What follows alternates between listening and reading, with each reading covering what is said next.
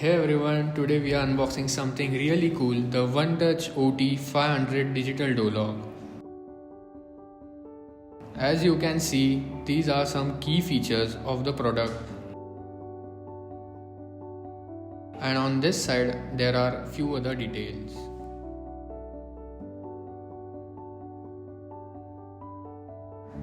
Alright, let's unbox it now and see what's inside.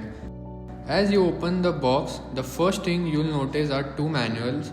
One is user manual which help you with the setup, and other is cutout manual which guide through the installation process.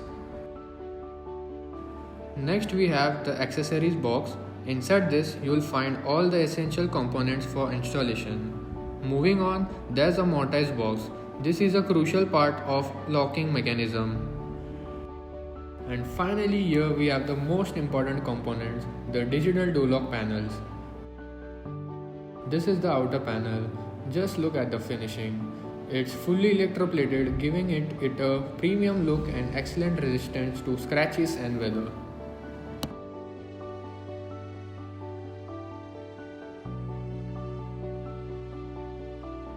And here's the inner panel. It includes the battery compartment and other unlocking features. The design is kept clean and user-friendly. Now let's take a closer look at what's inside the installation kit box. The first thing you'll get will be an installation kit bag which includes all necessary screws and mounting parts. After that, you'll get two mechanical keys. After that, you'll also find a remote controller. And along with that, there are two sets of AA batteries. And lastly, we got two RFID cards allowing quick and secure access just with a tap.